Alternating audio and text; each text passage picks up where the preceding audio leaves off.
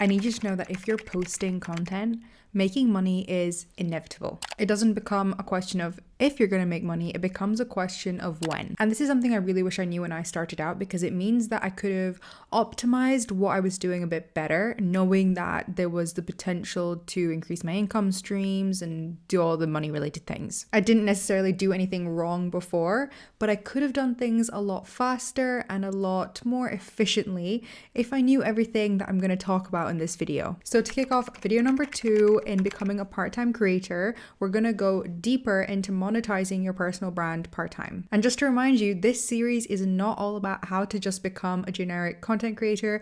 This is all about how to use content creation to build a personal brand part-time alongside anything else that you're doing, whether that's a full-time 9 to 5 or a full-time business. Because building a personal brand part-time is going to give you so many benefits and remove all of the cons of trying to be an influencer. You don't have to go viral, you don't have to post all the time, but you get financial flexibility, you get to build a brand with authority and expertise, and you get to attract more opportunities your way. Because it's not about what you know these days, it's about who you know.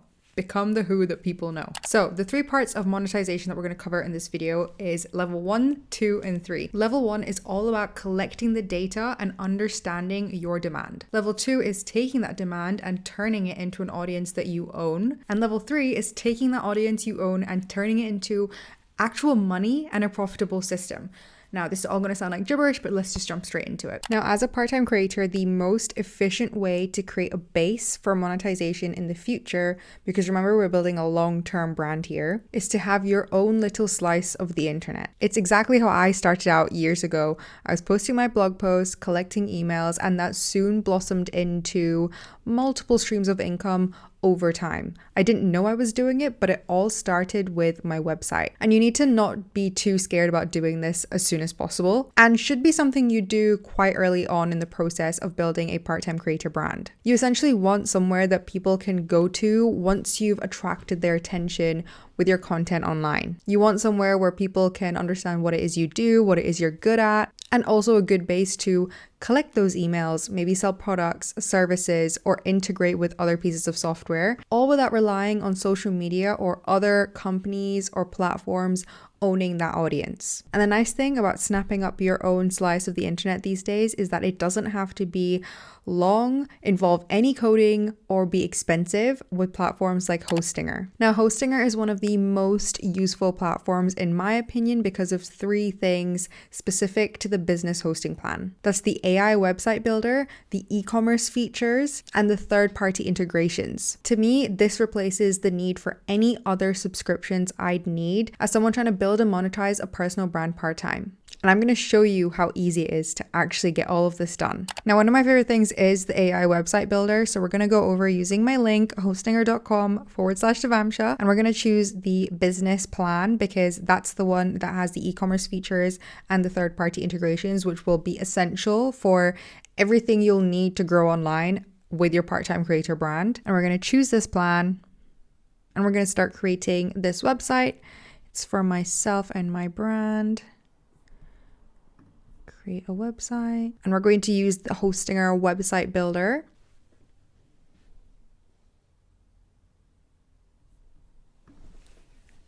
Devamsha, financial cultural and part-time creator. My personal brand is all about financial wellness, mental and physical health, and creating a life that you love. Kind of excited to see what it comes out with. Pink.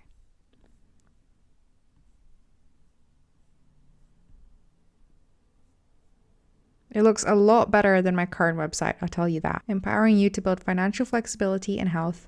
That is what I'm trying to empower you guys to do. So anyway, I'm going to go with the pink and we're going to continue.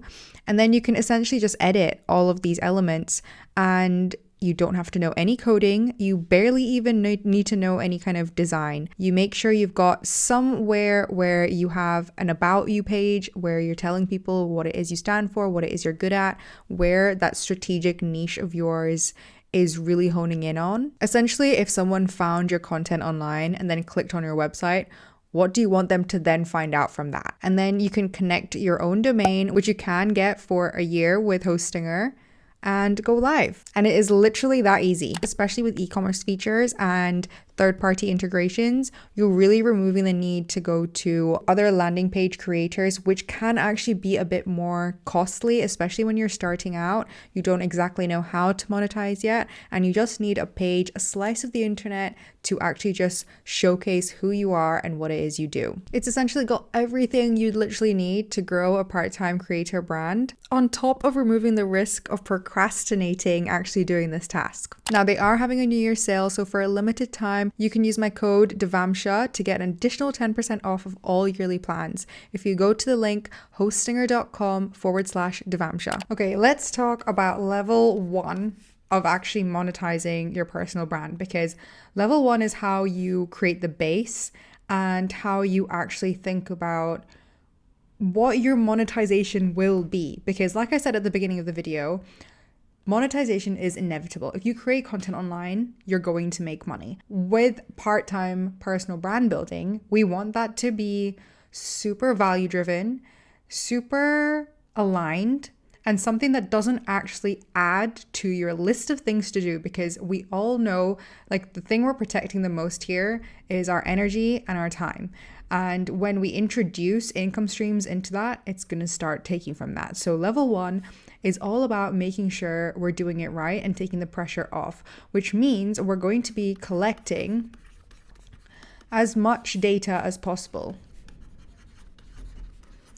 And we're going to be doing that by 2 things: staying consistent, because this is part of the MVCP in the first place. We want to be showing up consistently, which means we have got multiple data points to actually collect.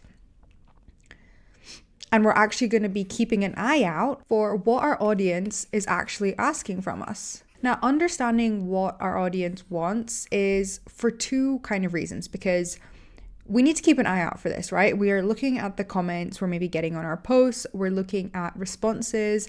If you have an open stream, like a 2-way communication channel with you and your audience, where you're not just posting things, you can actually maybe get DMs, comments, emails back, replies, anything that's 2-way, you're going to be kind of cataloging that. So we want to catalog it into 2 main things. The first thing is, what are you becoming known for? And the reason I've written this down is because this might actually be different to what you wanted to be known for, right? In the year it maybe takes you to stay consistent and post a year's worth of content, you might end up being known for something slightly adjacent to what you set out to be known for. So it's really a good idea to keep an eye on what's the common themes that are coming up from your audience. If you are getting inbound deals, or people are asking you to go on podcasts, or people are asking you to create content or any kind of brand sponsorships, what are those in relation to? Like, how are people actually seeing you versus what you were trying to do in the first place? And then the second thing is actually, what is your audience actually asking you to do? Now, these things are different, because what you're being known for is the kind of themes and the actual niche that you're giving off. It might not even be niche related. It might be specific qualities or characteristics that you're displaying that people are really drawn to, versus what your audience is actually asking you to do. This might be more like content specific requests, resource specific requests. Now, marrying these 2 up means that you can really think about monetization in a really specific way when it comes to level 2. It's going to be really data driven, because it's going to be based off of your consistency from the last year. And it's also going to be really personalized, because it's based off of how you're being perceived online, and also what the 2-way channel, the audience, is actually asking from you in the first place. Now, if we think about level 2, we're actually thinking about how to turn all of that data from level 1. So we've got level 1 data plus, let's say, audience insights. So that's what we have from level 1. We're going to turn the demand from our audience into actual ownership of something, i.e. emails. Now, emails is super important to try and build and collect once you have level 1 completed, by the way. because it transfers your ownership of that audience into your own hands. So if you're building on any single platform, unless you're literally building from an SEO driven blog, like a traditional blog that's hosted on your domain, you do not own the audience that you're actually capturing, right? So we want to take these audience insights that we're building from understanding what people are asking us to do and also understanding what we're eventually being known for and turning it into owned audiences. We do that by using the data to create something valuable and personalized. Now, what this does not mean is just creating a random course or writing a random ebook, but we're actually talking about creating personalized resources, right? So you could literally curate things. Like curating is anything, right? You could curate links, you could curate your own resources, literally like lists of things that you know or like you're good at or you're knowledgeable in. And the good thing about curation is that it's a reminder that you are creating this value that's audience insight driven based off of who you are. What we need to actually remember is that people can Google things, okay? People can Google information that they need. They can also learn to spell better like me. And they can find, like, the internet is loaded with information, and the only reason that people will flock to you and your content is because of you and your content, right? You might lean on educational posts, you might actually educate, like that might be your niche, kind of like what I'm doing here now. The value is in how you choose to do it, because that's kind of what the whole world is about. There are a million different ways to say the same thing, and that's not a bad thing. It just means that there's a million different ways for you to understand. There's a million different ways for your audience to understand something a bit better. And if you're the person that for them, it helps them, the way you explain something helps them understand something, then the value is in you creating that information, not the information itself. So level 2 is honestly all about really honing in on that. Level 2 is not where we're actually creating the income. You could create it from this point, but level 2 is where we're creating the ownership of our audience. So we're going to use this kind of personalized value that we can create to exchange that for an email. And we can create an email list. You don't necessarily have to then create a newsletter or do more work or add anything more to your MVCP, your minimum viable content plan. But collecting emails is really important because, like I said, it leads to level 3, where you can actually start using that owned audience to create an income. So with level 1, we're collecting the data and actually making sure that whatever it is we offer is personalized and actually useful and relevant, and also relevant to who we're trying to be with our personal brand, right? Our values. And level 2 is using that data to actually own our audience by exchanging something that's personal and valuable for an email and building up an email list. Now, normally what people say to do is to turn an email list into a digital product, right? Basically turn that personalized value that you'd created earlier on into like an actual digital product or a service and start selling that. And that's actually one of 3 ways that you can actually start turning this own audience into an actual stream of income, actual money. There's 3 ways that I have made money with my part-time personal brand. And I think these are umbrellas for loads of different kinds of ways that you can actually start to earn money yourself. So the first one are actually, product-based items. So this could be physical products or digital products. The second one is anything that's service-based. So this is anything from like coaching to consulting to actual work that you'd be doing using your skills and your authority and your expertise and whatever it is that you're trying to demonstrate online.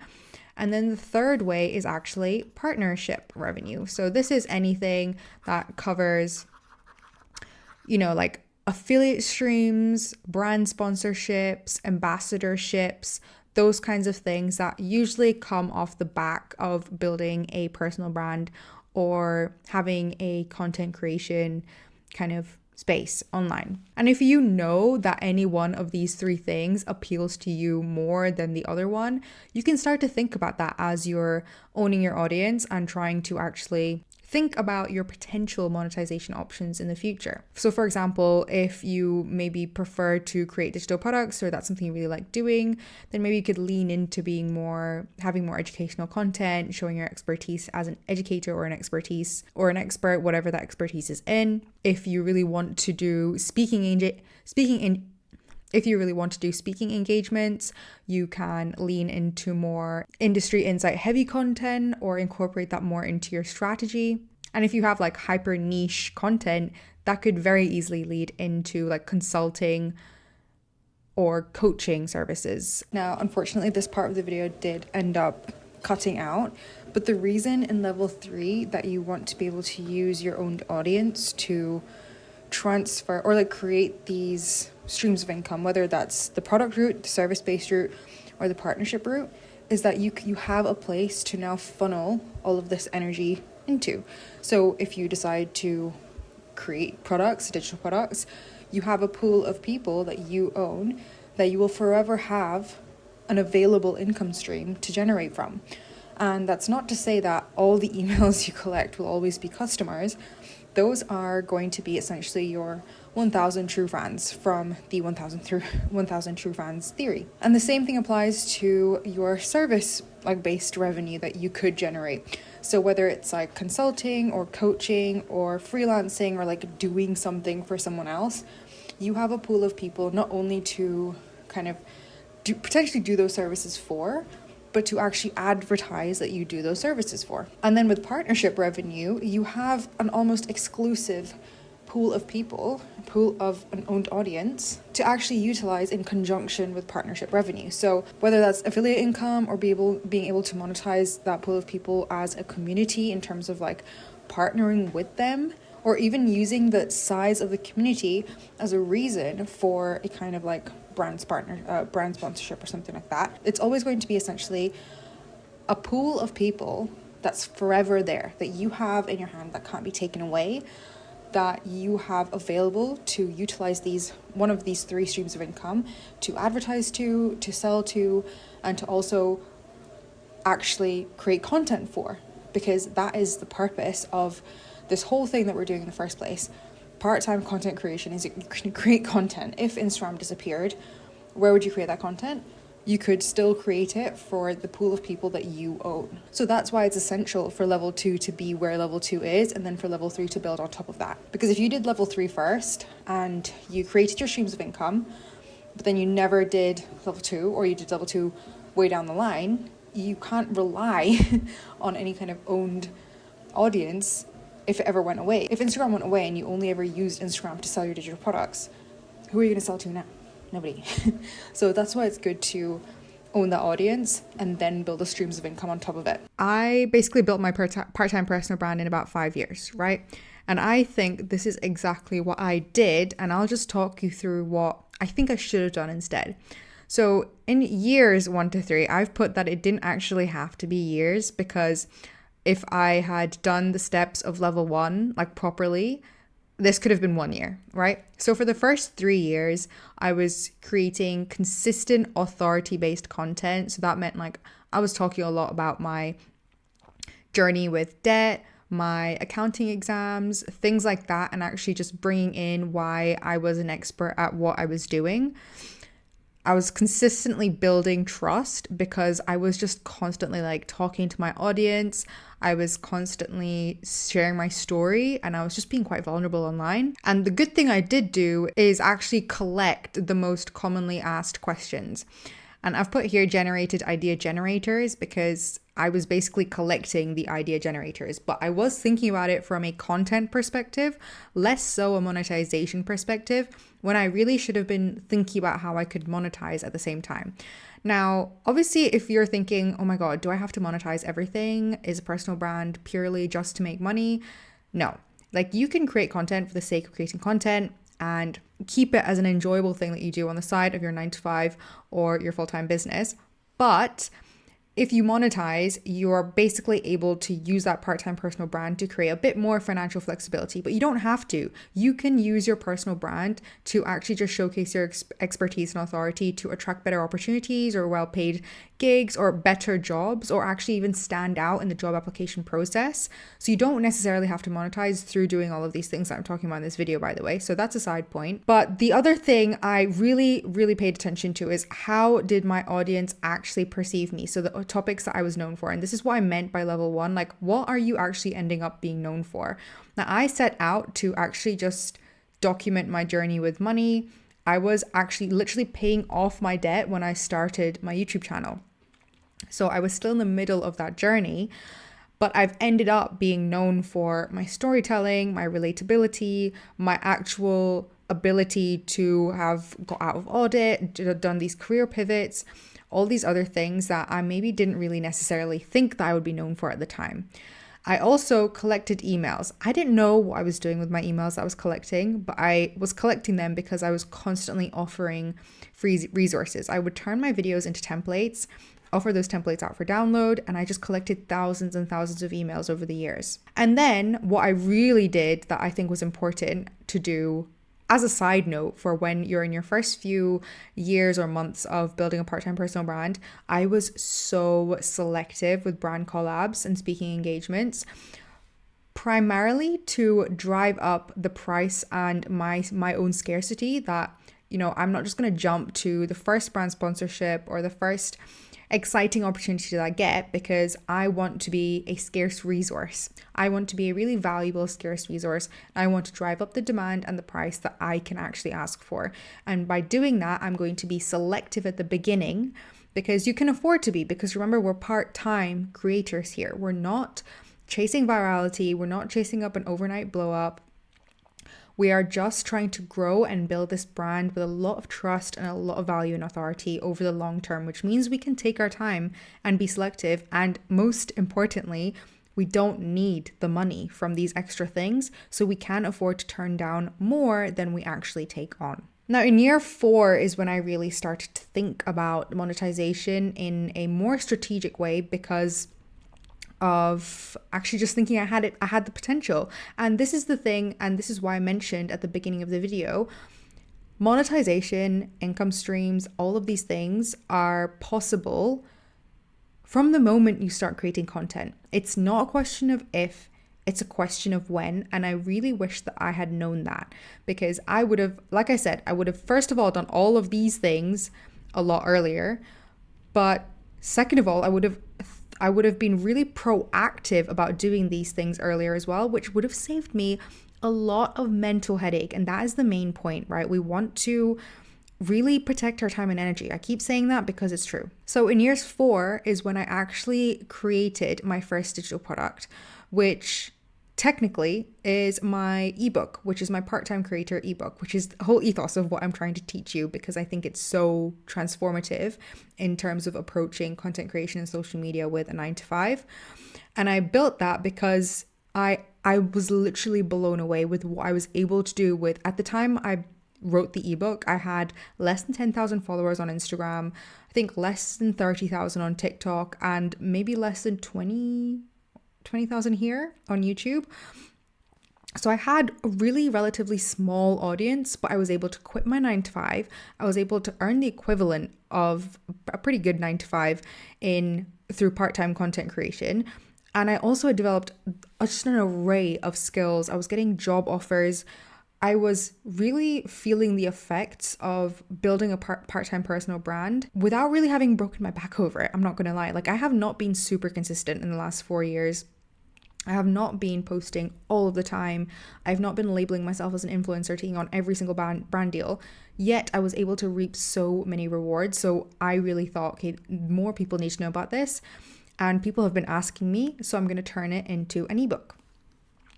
So that's when I really thought about, okay, I'm going to use my audience insights and what I'm being known for now and turn it into a digital product. I also leveraged my email list to actually advertise, not only advertise my digital product, my ebook, but to understand from them, like, should I make this? Is this a useful thing? And also, once I made it, I had a direct pool of people who were actually really interested in me. They were really big supporters of my journey from the beginning, and therefore they were really like validated customers. I hate saying that because they're not just customers, they're my audience, are actual supporters. They've been there from the start.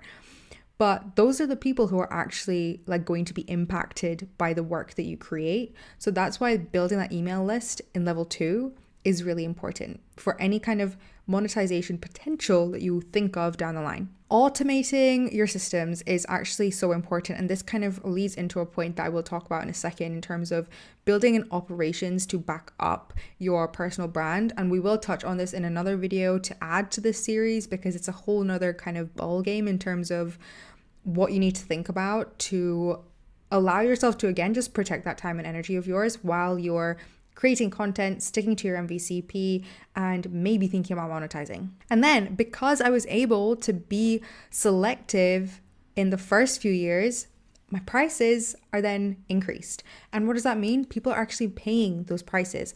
I charge for what I think something is worth my time and my insight and my experience and my ability to actually translate a message, and also the value that it's going to potentially add to you watching. So the previous selectivity that I really embraced for a number of years is something that I've then been able to leverage further down the line to create a pretty lucrative monetization strategy. And then in years 4, I also spent a lot of time, like since I left my full-time job, I've spent a lot of time mapping out my operations, understanding how I actually want my brand to run, because I didn't pay much attention to that while I was treating it part-time while I had my full-time job. And I really wish I had, because it means things can truly run on autopilot. It means you actually understand how to automate things and actually utilize things like AI without just adding way more tasks to your list. Month 6 onwards, which essentially means like from the moment I quit my job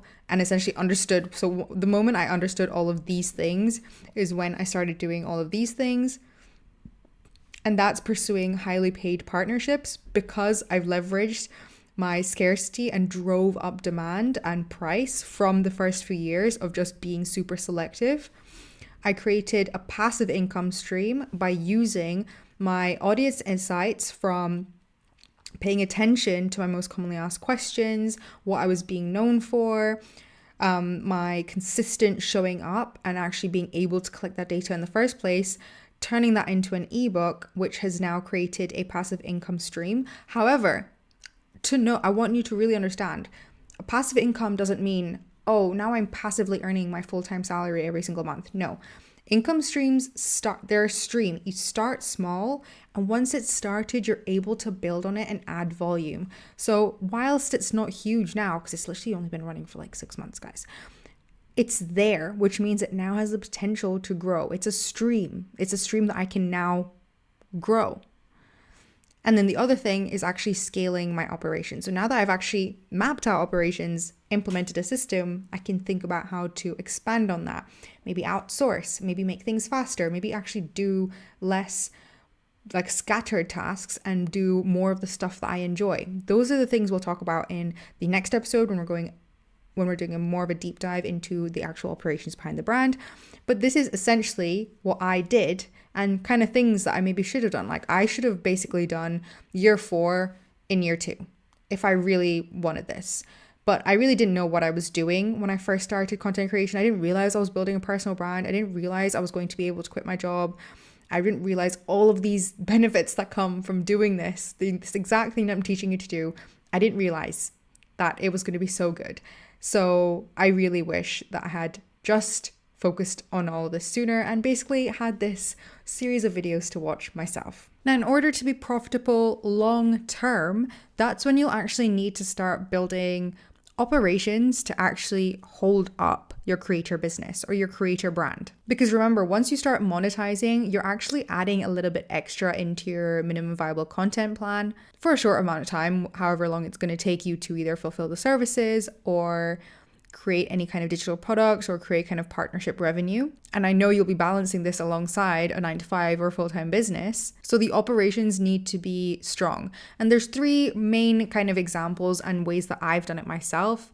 So for example, with digital products, it might be building really strong email funnels and sequences so that you're able to actually run and keep in touch and show up for your owned audience consistently without adding too much more time to your content schedule. So that could look like an actual funnel for what you offer, or an actual email sequence, so an actual written sequence of emails that goes out automatically. Whereas maybe if you're working on a service basis and you want to find clients, you kind of want to automate that process. So again, all you're really doing is the actual work and then prioritizing the content creation on the side of that. You might have a system or a funnel or an operations like this to onboard clients. Now, with your operations, in order to be efficient on a part-time basis, not burn out, stay consistent with content, that's when you start to trickle in automation and AI strategically to do two things, which is saving your time and protecting your energy. Because those two things always have to be reserved for your main hustle, whether that's your 9-to-5 job or a full-time business, and your actual MVCP, your actual content engine, the content creation that you're doing. So that's going to be what we're focusing on next in the Part-Time Creator series. So keep an eye out for that. Save this playlist and start thinking about how you can maximize whatever level you're on right now for monetization further down the line. And if you're still stuck on what you're even going to post about, how you're going to be strategic with your niche, how you're going to actually figure out the authority or the expertise that you want to blend in with your content, what is your identity online and how do you want to fuse that with your life? I've written a completely in-depth ebook on how I did it myself, and I've made the chapter on building or finding your strategic niche completely free to download, so you can do that in the link in the bio. So I'll catch you in the next part of this series.